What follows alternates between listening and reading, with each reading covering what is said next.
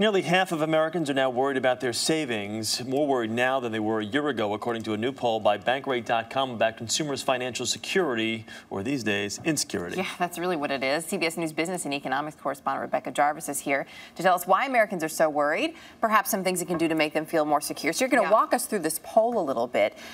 Americans are actually a little bit more worried about saving, and it's really not surprising given what we've seen with the economic climate and the job market. Yeah, it's not surprising, and in particular, it's not surprising what we've seen out of the consumer confidence numbers. Consumer confidence right now is at its lowest point since 1980. 47% of Americans say that they are less comfortable with their savings now than they were a year ago. That's a pretty startling number because even though we know people are feeling less secure, a half of Americans feeling less secure than they felt last year is a big number. What about their overall financial situation now as opposed to where they were a year ago? Yeah, worse off. About a third of Americans feel that things are worse off now than they were a year ago. 35% of Americans say that it is worse now than it was a year ago. 19% of Americans say it's better now, and that's an interesting point as well. I mean, 19% in the context of these numbers is a significant number as well. It could be. When we look at the future, so many people so concerned. Last week we talked a lot about what is going to happen to your 401k when we saw all this volatility in the market.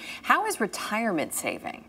Well, what's interesting is overall savings. We know as savers, Americans have saved more. But when you think about retirement savings, a lot of that is tied to the market. So we do see that 29% of working Americans are saving less than last year. And part of that has to do with the fact that those savings are so tied to what's happened in stocks. So they feel like it's less money in their savings account. All right, let's talk jobs. Cue the dum-da-dum-dum. Right. But, yeah. I mean, with unemployment still as high as it is right now, how are people feeling? Are they secure in the people that do have jobs right now? Are they secure in those jobs? This is part of the problem because as many as 90% of the population is employed by the numbers. But that 10%, that 9% that doesn't have a job spooks everyone else. And everyone who has a job feels insecure. About a third of Americans between 30 and 64 years of age feel less secure about the jobs market right now. And that's really a sign of the times. Even if you have a job, like you're saying, Chris, even if you have a job, you don't necessarily feel like it's here to stay because things are changing and a lot of people are living in limbo right now. They're living in limbo for the people, that 9+%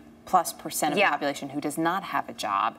Any tips on helping? I mean, we talk about it a lot, but any tips on helping them find a job? Well, first of all, one thing is you can flip the perception around. And a lot of experts are looking at this as a time to say, listen, I am so hungry. It's not that I've been out of work for an extended period of time. It's that my hunger, my motivation to have a job, I will work twice as hard as the other person. What can you do if you are out of work? One thing is that you could consult or you could volunteer. Now, I understand a lot of people are saying volunteer. That's not going to put food on the table.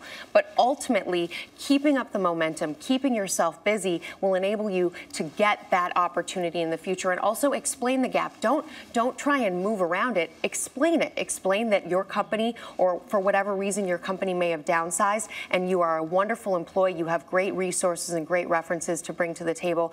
That's unfortunately what you have to do in these times.